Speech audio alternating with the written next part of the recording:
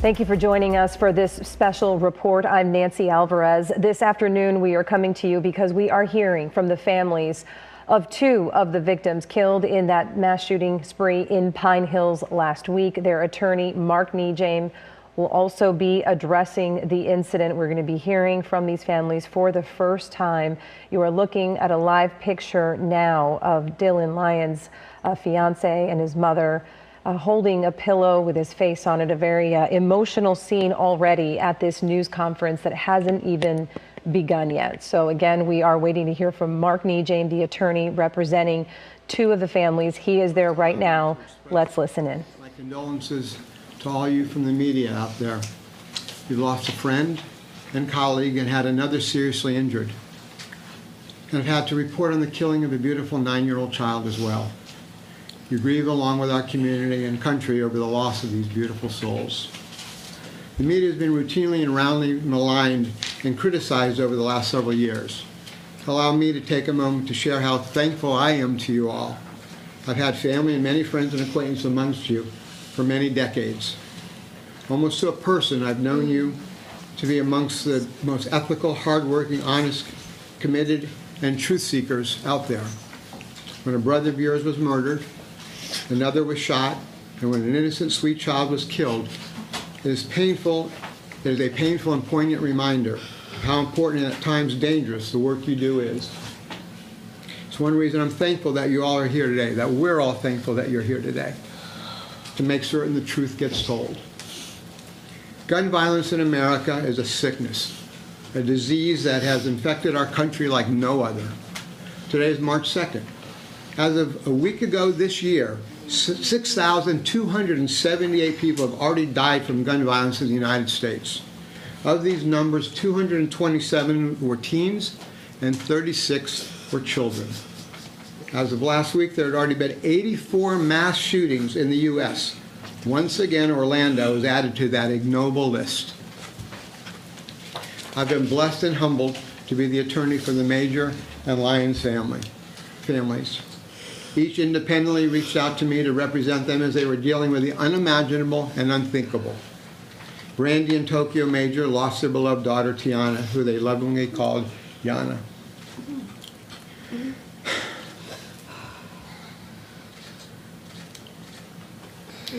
She was the heartbeat of their family, an aspiring gymnast with an infectious smile that would light up a room. Tokyo was a girl dad who showered her with love and affection.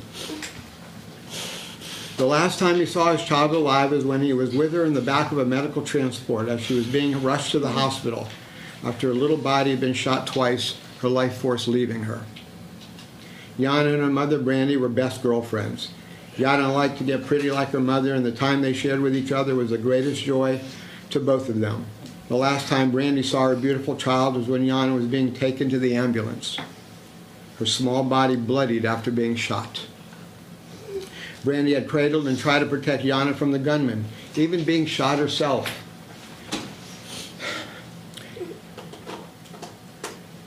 Still frantically trying to save her daughter's life until the very end.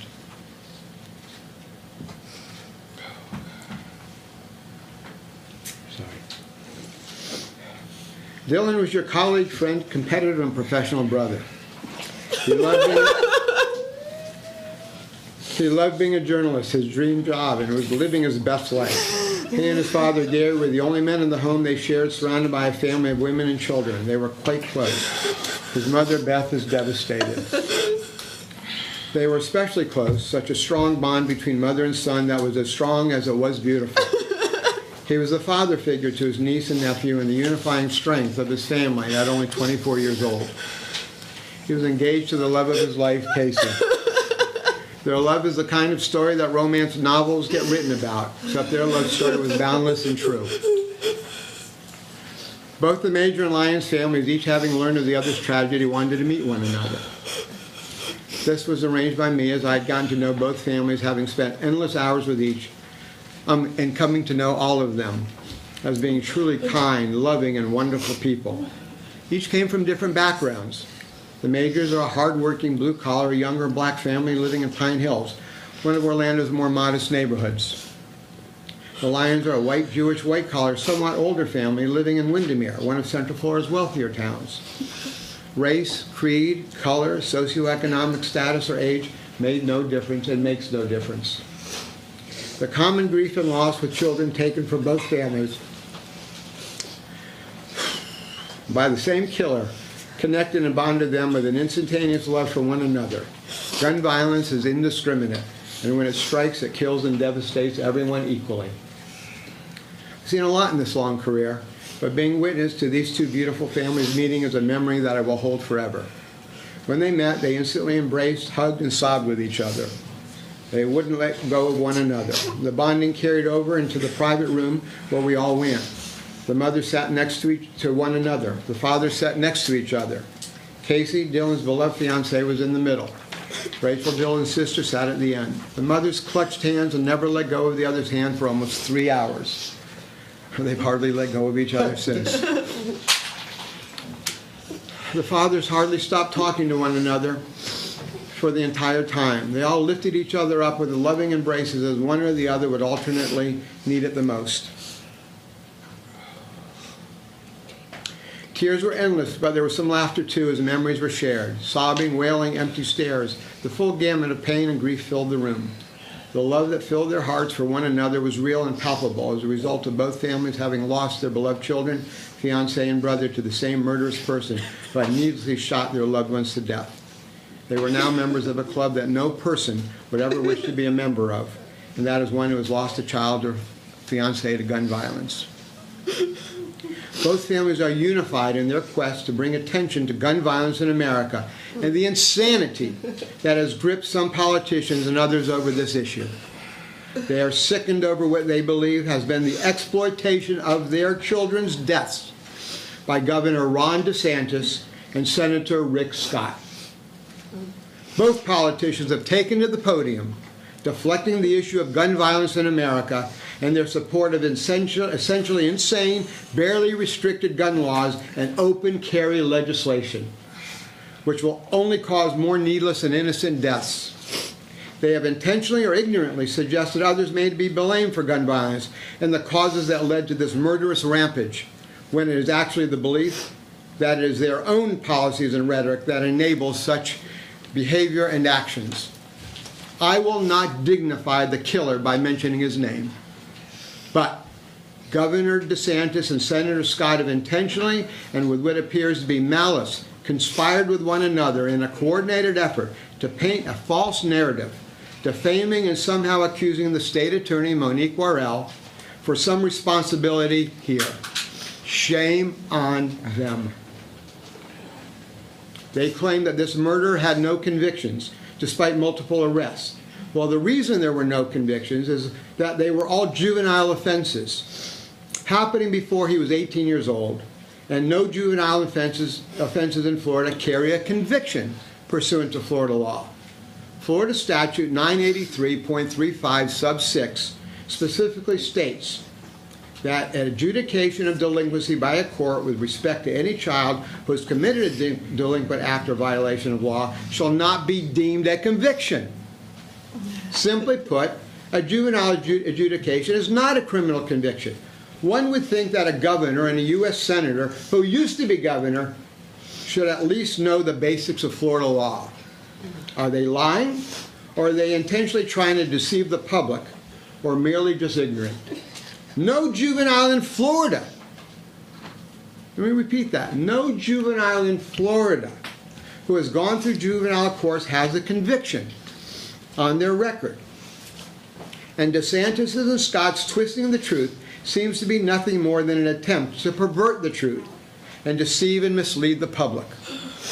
Moreover, the understanding is that all the previous arrests, plea agreements, and sentencings of this murderer occurred before State Attorney Monique Worrell had ever been elected to or taken office. The only crime that the murderer was arrested for while she has been state attorney was a single misdemeanor charge of 4.6 grams of marijuana, a misdemeanor. An amount so small that it was ineligible to even be tested. even if the killer had gotten a year in jail from when he was first arrested, which is the maximum penalty in Florida for a misdemeanor, and which nobody in the entire state of Florida would or should receive for 4.6 grams of marijuana, he would have been out of jail months before his killing spree began. Nobody on this planet wants this murderer convicted and sentenced to the maximum more than these families, I assure you. However, easy access to deadly firearms, including people such as this killer, who was apparently legally allowed to have one, is the issue that DeSantis and Scott are avoiding and deflecting. And not their chatter about not prosecuting 4.6 grams of pot. The families have wanted the memories of their loved ones to be the focus and not be thrusted into the politics of two opportunistic politicians, DeSantis and Scott, whose primary concerns seem to be about furthering their selfish political ambitions. The families believe this all smells and smacks of political opportunism by both DeSantis and Scott, and it is appalling to them. If DeSantis and Scott truly cared about these victims, then they could have not only reached out to them, but they could have been addressing the issues of gun violence and reasonable and sane gun legislation instead of avoiding the issue. Instead, they seemingly are attempting to capitalize on the death of these families' children by going after a political adversary. As such, the families have decided they cannot stand silent or idly by while they are grieving their lost ones, believing that they and their loved ones are being used as tools and political pawns by DeSantis and Scott.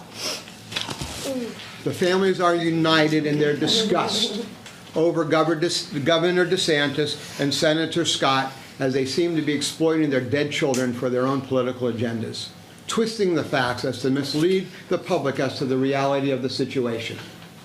They are sickened that DeSantis and Scott have made time to take to a podium and issue a joint statement condemning the office of the state attorney filled with half-truths and false propaganda, where they never have even reached out to the grieving families to offer condolences or any expression of sympathy, as Monique Worrell, the state attorney, or Sheriff John Mina, or Mayor Demings have. And I will also mention Mayor Dyer has as well. DeSantis and Scott have plenty of time, though, to be political showboats for the media, but not enough compassion to extend sympathy to the very families whose dead children they appear to be using for their own political gain. Both families are strong and are resolute in their convictions not to allow their children to have died in vain, or for them to be used as political pawns by DeSantis and Scott, when the true issue of sane and responsible gun laws is being deflected and avoided by these gun-loving politicians. The families are thankful to Sheriff John Mina and the homicide detectives at the Orange County Sheriff's Office for their compassion and professionalism and for reaching out to them. They are thankful to Monique Worrell and the Office of the State Attorney for reaching out to them, who had a prosecutor on the scene the very night of the shootings and are proceeding strongly with the prosecution of their children's killer. The families are very grateful to the public for their prayers and tremendous loving support. They have felt it, and it is helping carry them through these times. Your GoFundMe accounts that have been set up will help the families tremendously. And I urge anybody watching to please consider making a contribution to these families. They have a long, long road in front of them. And I've attached to their GoFundMe accounts to both of them, and you can look up the names of them, and you'll see that. The families are both planning memorials and scholarship funds to benefit other young people and students, so the memories of Tiana and Dylan are not forgotten and their legacies are carried on. A public vigil will be announced in the next couple of days, hopefully to be scheduled for next weekend. Thank you for allowing me to share the thoughts and feelings of the family which they have approved and I have conveyed. Each will have some words and will be open to questions about their children, fiance, and brother. I'm sorry, Rachel, his sister, was just unable to make it with the pain. And the love they have and the loss they are suffering. Any matter concerning the investigation or charges will be addressed to me. Thank you for your attention. I know that was long, but it needed to be said on behalf of the family, so thank you. And I believe that Gary has something to say to start. He's become a brother in this two fathers and lost children. I'm afraid, man. My world, man, my soul, my soul gone. My soul gone.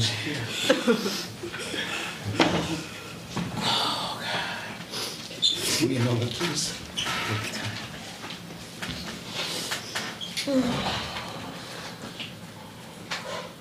My name is Gary Lyons, and that's my wife, Beth Lyons.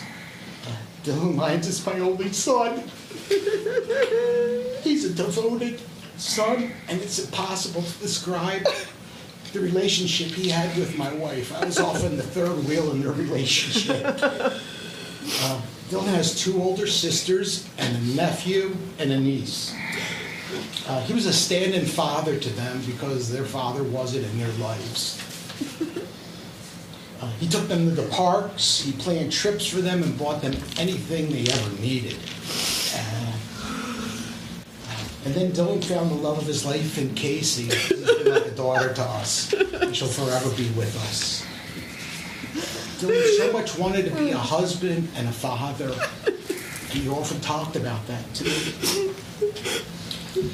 Dylan loved to dress impeccably, and he had more shoes now than I ever had in my whole life. He was always shopping, and he wanted to look and be a professional. My son always promised to take care of my wife, my family, my children, and I was gone because I always told him that was his responsibility. It was his dad, I'm going to do it for you. Who knew I'd be burying him here today? It's not supposed to work like this in life. Being Philadelphia natives, Dylan loved the Philadelphia 76ers, the basketball team, and he thought we were robbed in the Super Bowl. And I told him that's spoken like a true Philadelphia fan. Dylan went to UCF for journalism, and he loved being a reporter.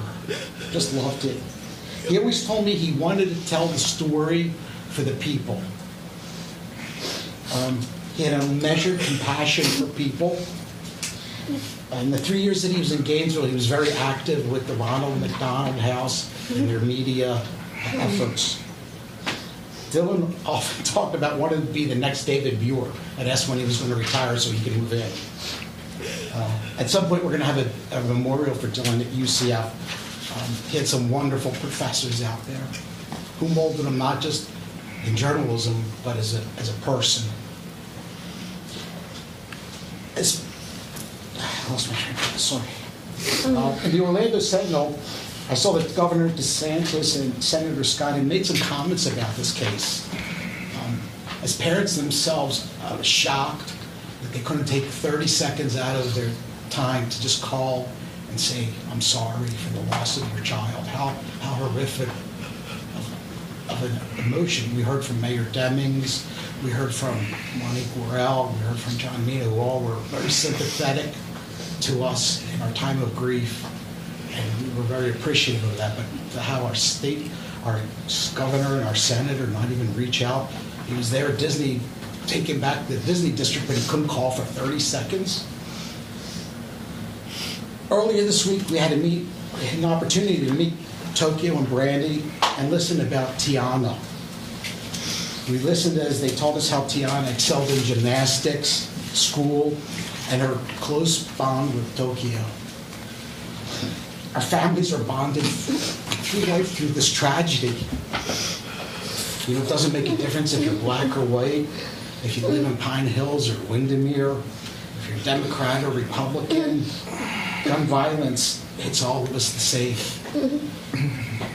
Look around this room. Last week it was our family. It could be yours next week, or one of your friends, your relatives, or yourselves. I don't know the solution for gun violence in America, but politicians and legislators, they need to create tougher gun laws and not worry so much about political ambitions or affiliations, or highlight the Second Amendment rights without regard to lives that matter. I know in my life, this epidemic of gun violence is killing the fabric of America. I'm so sorry to my son, because I wish I could have taken the bullet. Me too. Or me. Me too. It shouldn't have been her. It should have been Tiana. It should have been. I can't believe it. It should have been. My poor baby. Oh, I'm so sorry for you.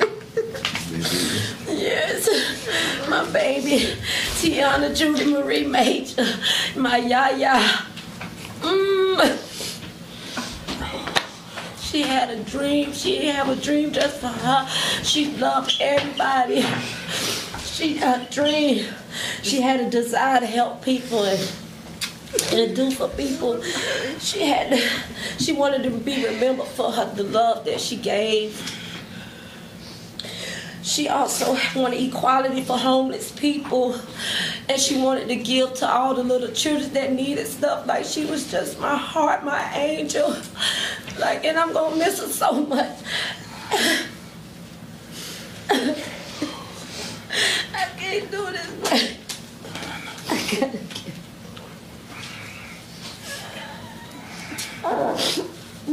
can't do this. And she was the best little girl. She was the best little girl. She did gymnastics, and she excelled in that. She was just she held her whole team down, like, and everybody's hurting from this. It ain't just us. It's not just these families. Everybody's hurting. Something gotta be done. Oh. I gotta get out of here. Yes. Do it.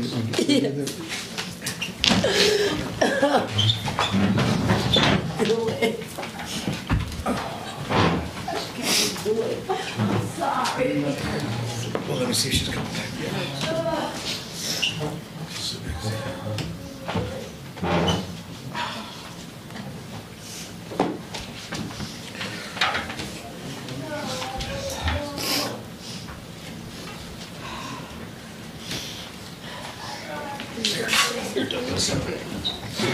Okay. We'll get up and move again. Tokyo wants to be out there with his wife, but he had words to say, so. She was my everything. 9/11/2013. She was born at 6:11 in the morning. She was my all. They call me Mr. Mom. You know. She was just everything. My soul is gone. It was my gymnast. That was the #1 friend. I didn't miss damn practice. We didn't miss damn practice. He just took my world, my fishing buddy. It's so hard. It's just hard.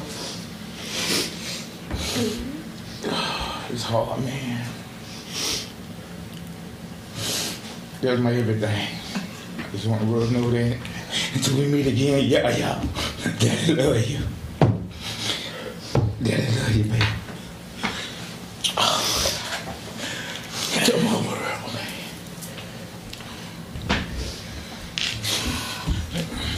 Look at that, my wife. Oh, God. She was everything. She loved everybody. Yes, oh, God. Peace like my soul. My heart's so cold. It's my mini-me, man.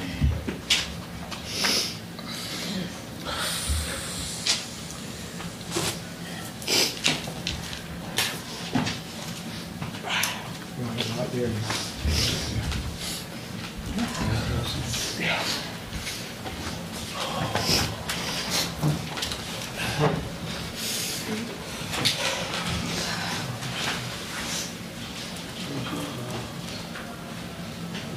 Carrie, could you talk to us about Dylan, about when you first learned he was coming back to Orlando? And when I spoke with him on the field, he told me that he was back living with you guys. What did it mean for you guys to have him back with you here? Well, it was always our dream.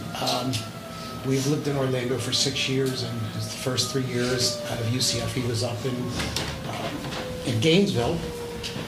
He wanted to go right to New York, but I said, you got to pay your dues and you got to work your way up. But when he came back, he was always going to live with us. Everybody in our family lives with us. So we were just so excited that he had the opportunity to come back and to be part of our family and to bring Casey along with. We're going to hold questions Oh, okay. to the end. Not your fault at all. Okay. Jeff, if you don't mind, please. Sure. We'll just wait. Go ahead. And I just want to say that they're grieving with each other, and they're in my office. So I don't know where to begin. Dylan was such a special soul in my life. The joke was that Gary came third. Fourth after even Casey came along. Okay, so that was the joke. Casey and Dylan were the same to me. He was just a special, special soul. Not only my son, he would help the world. In high school, from 9th grade to 12th, he did the most blood donor and saved so many lives, so he won the scholarship. He was just a special young man. Whatever he could do to help others, he was there. The bond that we had was inseparable. He was just, I don't know where to even begin. Then he met, I was always afraid, and then he met the love of his life, which was Casey. And we took her in like our third daughter. We loved her. We used to call us the Three Musketeers, because we love. But I always wanted to give them their space. I never went, but they always included me. They were just, I just don't know where to begin with Dylan. Everything he did, he devoted his life to myself and Casey and his family, his niece and nephew, which were my grandchildren. I can't, this is what Dylan made me the last Mother's Day. This. And I was on the other side of it. They put me out there. And this was from his last birthday, which was March 11th. He used to just be so special. My heart's broken. When Dylan was killed, I died too. I just feel like I died too. There's no words can express that. As a mother, he was supposed to bury me. I was not supposed to bury him. I just wasn't supposed to bury him. and I know that Casey, your daughter. Right, she's considered my daughter. I love her so much. And I know Casey has some words and something special to share. My name is Casey Fight. I am the fiance of Dylan Lyons. Dylan and I shared a love people search their whole life for. True love. I'll never forget the first time I saw Dylan. It was about 3:30 in the morning in the TV20 newsroom. He was wearing a yellow TV20 polo, and he was walking to his desk. He walked past the edit bay I was in, and then took a few steps backwards and popped his head inside and said, "Who are you?" And I told him, "Oh, hi, my name is Casey, I'm new here." He replied, "Oh, I'm Dylan. I'm the office hottie." I knew from that moment I met my Dylan that he was special. I am forever broken without him here with me. There's nothing Dylan and I wanted more than to be married and have a baby together. This is the part where I share that with the help of an amazing team of doctors, I was able to freeze Dylan's sperm, and I'm going to do IVF. I know he would want me to have our baby. I'm just completely devastated he can't be here for what we were so excited for. I am going to set up a GoFundMe to help pay for the IVF treatment and any other expenses our baby would need that their daddy would have helped with. You see gun violence all over the country, but you never think it will happen to your family. Cherish every moment you have with your significant other. Life is too short, and I would do anything to have my Dylan back in my arms.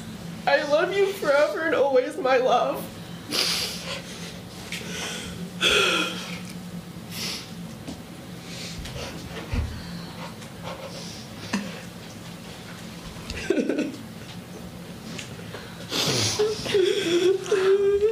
I want to thank you all very much for your professionalism and compassion. It's written all over everybody's face. If there are questions, I don't really think that.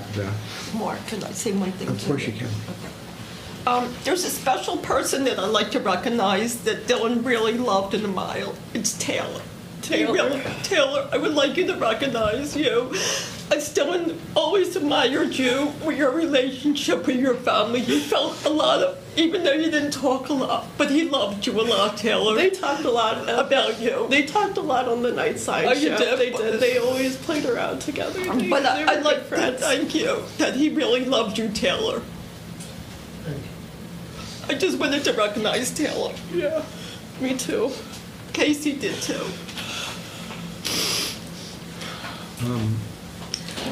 I think that the Major family is not in a position to talk clearly. Brandy's not.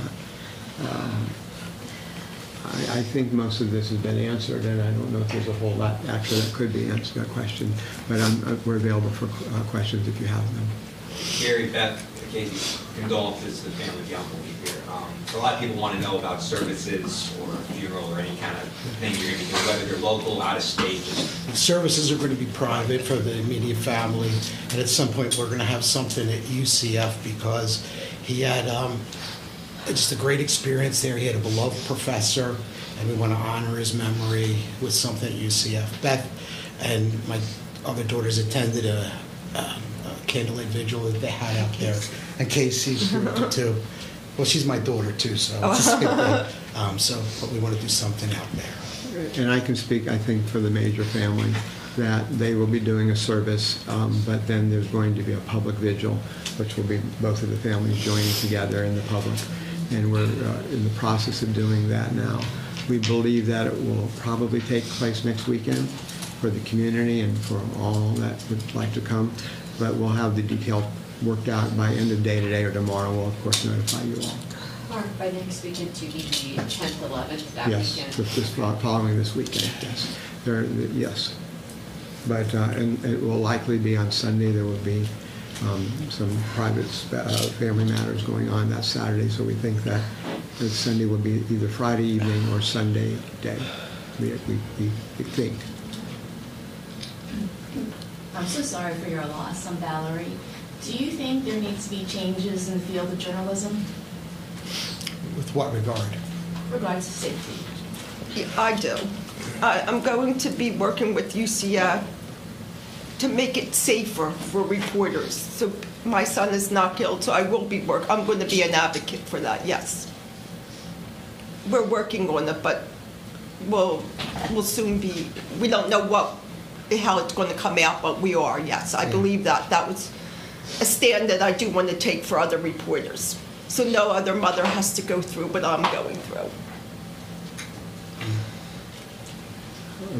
Are there any other questions? I just want to say, I'm Emilia from Telemundo, that I'm really sorry. Thank you.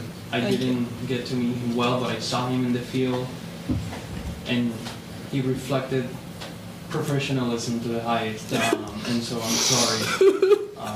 And we've been praying for you guys. We don't know each other, but we've been praying for you guys.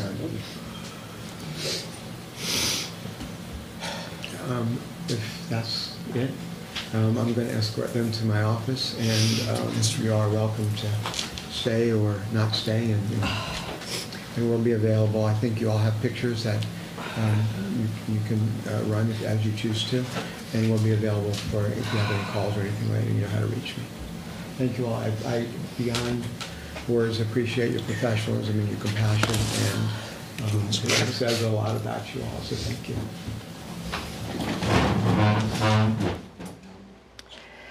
You have been listening live to a very difficult news conference held by attorney Mark Nejame and the families of Dylan Lyon and Tiana Major, who spoke out for the first time about their losses after that shooting spree in Pine Hills last week. Mark Nejame had very strong words at the beginning of that news conference, talking about not just gun violence in our own community, but in America, calling it a sickness, and these families dedicating themselves as advocates against gun violence because they're saying they didn't want their children to die in vain. Dylan's mother at one point saying during that news conference, when Dylan was killed, I died too. Very difficult to listen to those families. We are going to bring you a complete recap of everything they had to say this afternoon on WESH 2 News starting at 4 o'clock. We'll see you then.